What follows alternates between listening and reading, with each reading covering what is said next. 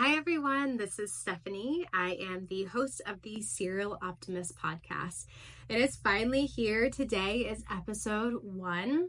I have been dreaming and wanting to start my own podcast for years, and I have come to the conclusion I was just chicken, and I made all these excuses that I didn't have the right space for it. I didn't have the right equipment. I had to get top of the line. I mean, you watch all these really large podcasts, setups, from all these really large corporations. And I look at, Alex Cooper from Call Her Daddy, and I'm like, I want that studio, that setup. And then I realize that she's working with like $80 million of signing on contracts. So we're not there yet, which is fine. I'm really excited because this podcast is going to be a space to discuss everything. It's going to be a place where we can talk to entrepreneurs and find out their stories from when they were younger to now and starting a company. It is going to be discussing women in business and how to thrive, especially as a woman-owned business, how I've been able to scale my business over the last 2 years. And then we're talking everything from mental health and wellness to physical fitness and just overall nutrition and health. And then the correlation between a healthy lifestyle and success. There's a million other things in between that. We will cry, we will laugh, we will be very earnest and serious, but there is so much here that I think is for everyone, especially entrepreneurs or aspiring business owners. So thank you so much for coming today and taking a chance on me to listen to me. But we are excited to get started. So I think what is due and fair is I kind of give a little bit of a history of me from a business and career standpoint, because I think that's helpful landscape for the rest of our discussions. But I graduated college with my bachelor's degree in business administration in 2014. Shout out to St. Joseph's College, SJC in Maine. I grew up in Maine my whole life. So I'm originally from Cumberland, Maine, which is just north of Portland, and really small little area. I loved Maine so much. And then I went to college and I saw so much more opportunity for me outside of the state.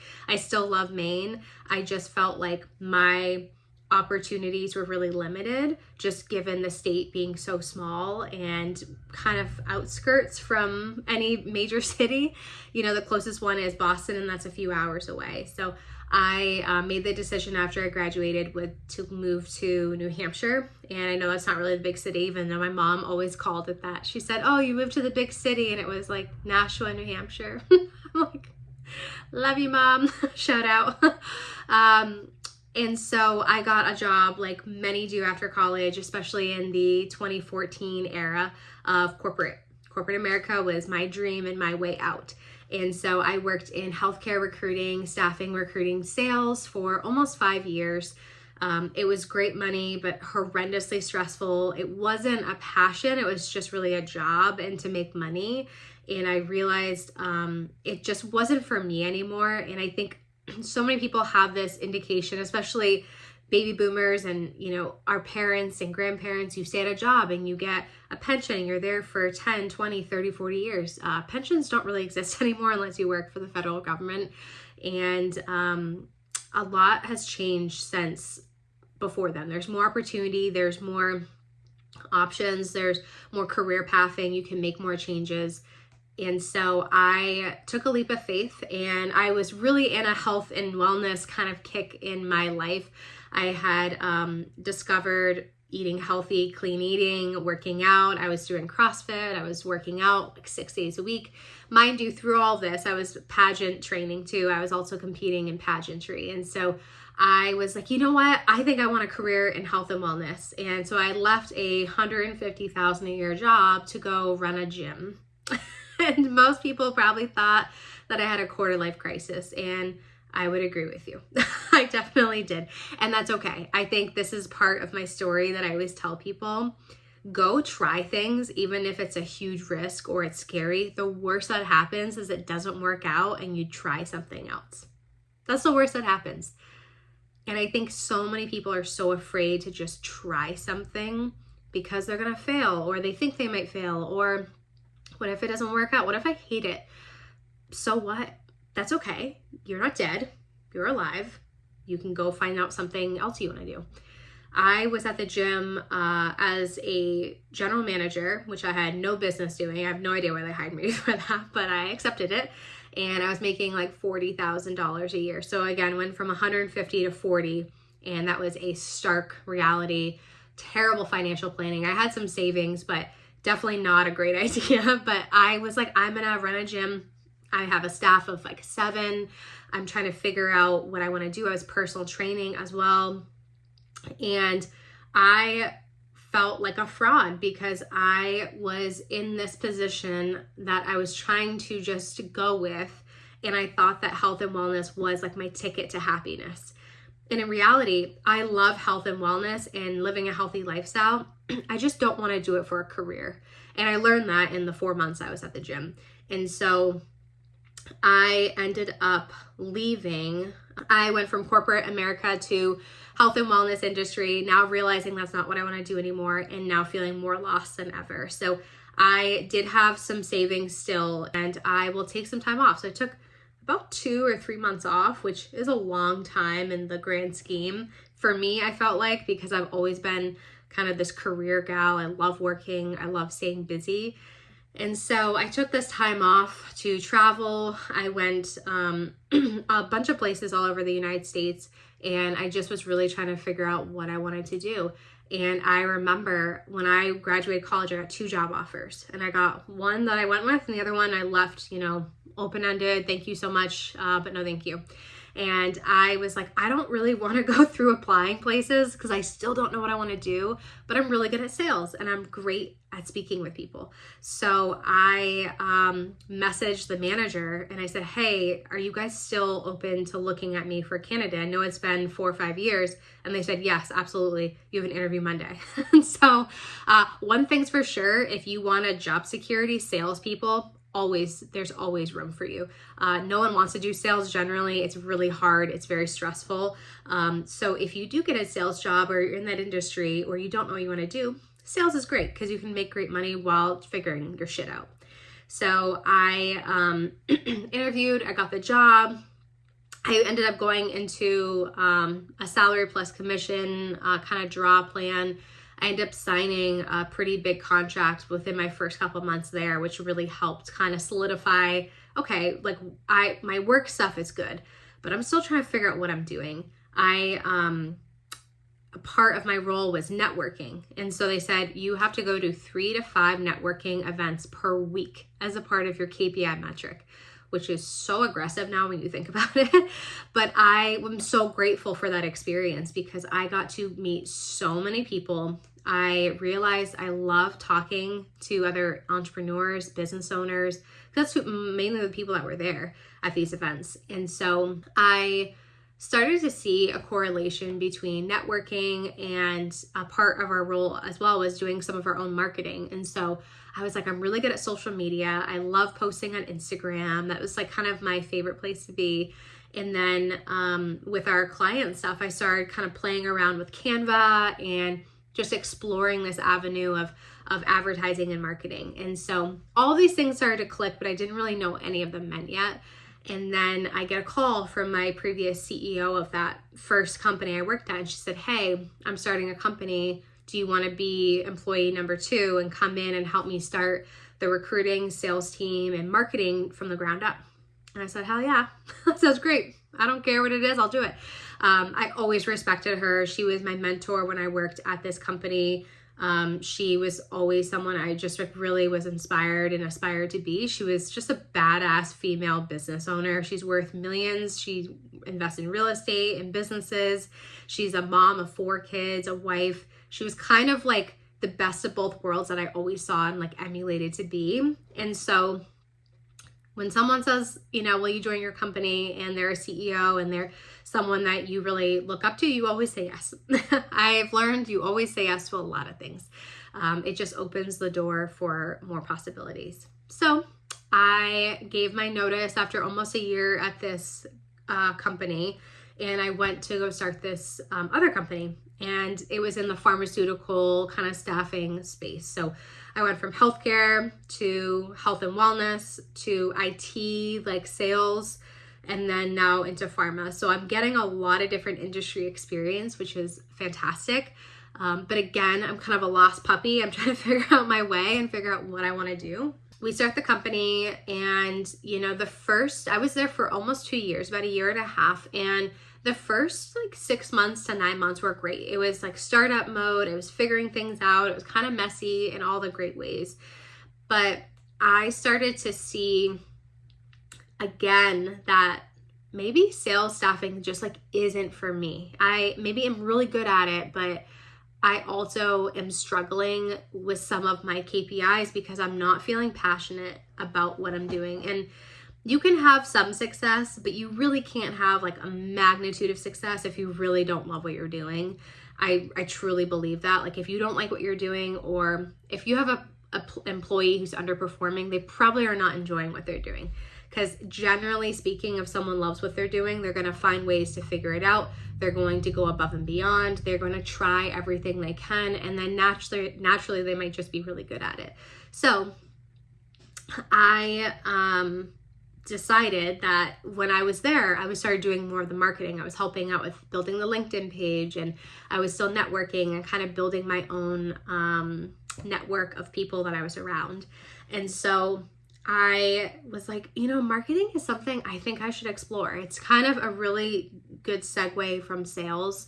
And so I had a previous manager again at this first company I was at, which is literally has been like the pivotal point in my career, was this first company. And so I knew that he had worked, he helped found a startup company, a fintech company. And I was like, do you have any marketing positions?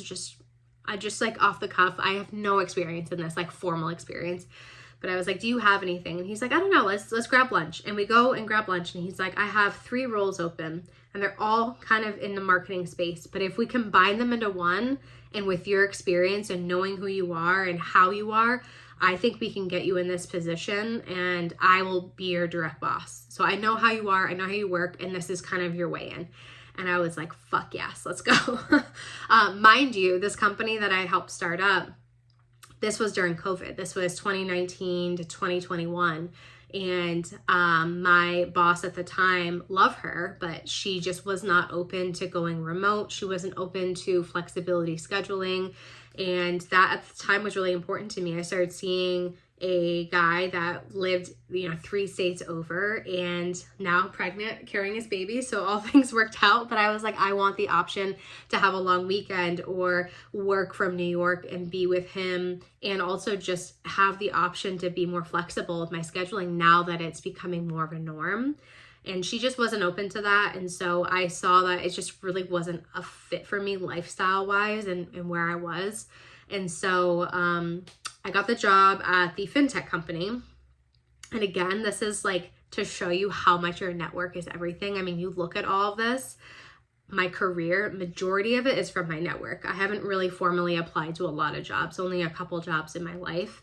And most of the ones I've gotten have all been from knowing someone who knows someone, or knowing the boss or the manager and getting in the door, getting an interview, doing well in that, and then getting the job. So I fast forward, so I'm at this fintech company, I'm running marketing with him, and I have a team with me.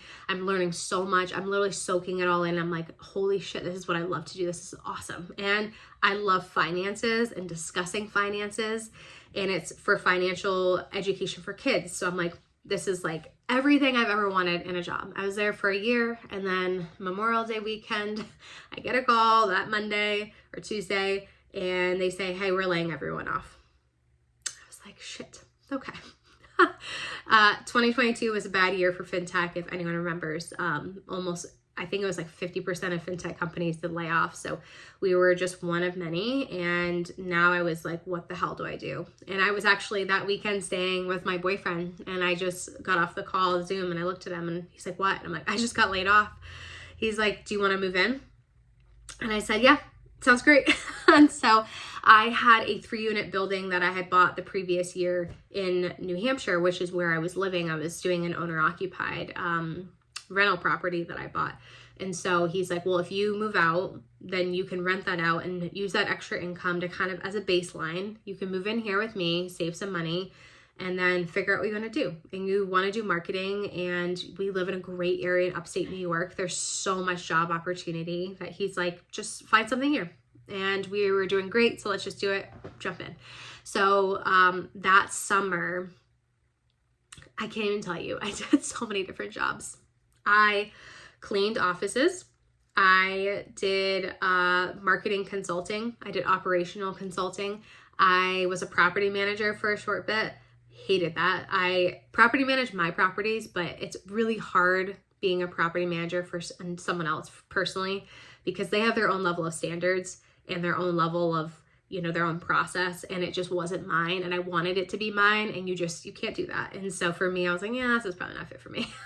And so I was like, okay, I've tried a lot of different things, and I keep coming back to marketing. I really enjoy it, but marketing is this huge like thing. It has advertising in it. You have paid media, you have organic media, you have content creation, you have social media, you have websites, you have so many different avenues you can go down. Like, I wasn't really sure which one I wanted to choose, or if I wanted to do them all, and I wasn't skilled enough to be able to do them all well. So I was like, I need to really choose one that I can master and really get good at. And so all roads led back to content and social media, because I've been an avid user for 10 years, but then using it in my career, I've been doing it at all these other companies. That's really the one piece of marketing, social media, that I've been doing for years. And so I was like, you know what? I've worked at companies, in-house marketing, but I've never worked at an agency. And so this is one of the first jobs I applied to that I knew no one. This is in upstate New York. I knew no one. I did not get a referral. I just did everything I could to get an interview and get in the door. And my background was not pretty, because as you can see in everything I just told you, my background sounds like a hot fucking mess. And it is. And it was me just leveling up each time, though, learning something each time, and not being afraid to just keep moving forward and figuring out what I wanted to do and not letting that paralyze me. And so I interviewed, and I remember meeting with the CEO, because they're like, we're not sure about this girl because her background makes no sense. Can you actually interview her? And he said he never does interviews with candidates, but he really wanted to, so I could explain my resume. And I could explain my resume. Promotion, opportunity, growth, not a good fit, etc. And he was like, you know what? The way you explained it makes total sense. Like, let's go. And so I ended up working as a social media manager, content creator for this agency. And it was such a great job. I was like, this is exactly what I want to do.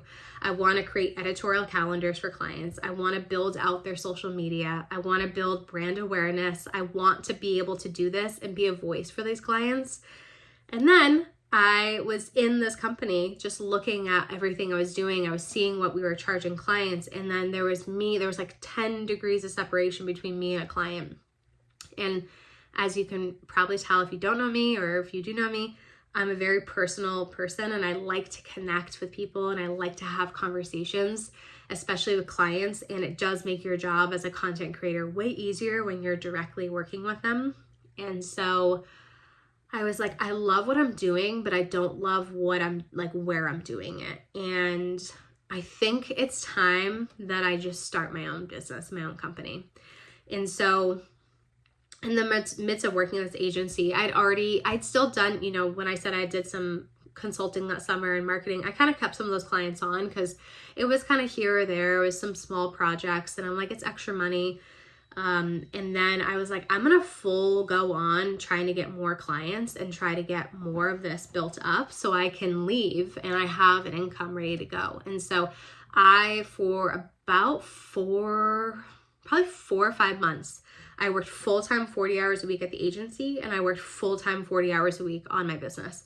And so I had built up enough income that was almost replacing my full-time income, but not quite there. And I ended up just having a realization one day. It was in April, beginning of April of 2023. And I was like, if I dedicated what I'm doing right now, 40 hours, or if I was I was doing probably 20 to 40 hours doing this on the side. That's probably a better ratio of it. I was like, if I do 40 hours or like 60 or 80 hours, and I do the same amount of energy, but just in one thing, I think I can really make way more money, and I can just be working for myself. And so it was April, like middle of April, and I had a discussion with my boss, and she kind of knew I wasn't super happy.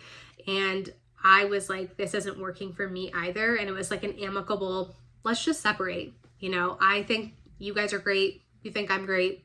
It's just not working. And it's because I'm not in it anymore, because I now know I'm like, I want to start my own business, my own company. So I left and went to Europe for 2 weeks, which was amazing. And that was a great kind of reprieve to refresh. And then when I got back, I worked my ass off, and I went from, I had 2 clients to 10 within like a month and a half. And I just soaked up as much as I could. And I actually underpriced myself a lot because I was still learning. I was still growing, figuring out what I wanted to do within this and hone my skills.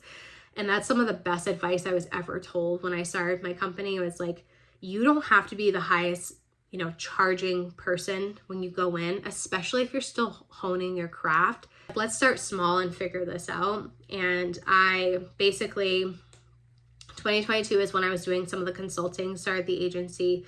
I made maybe $10,000 that summer, fall, winter in contracting fees of just consulting, maybe a little bit less, like $7,000 to $10,000.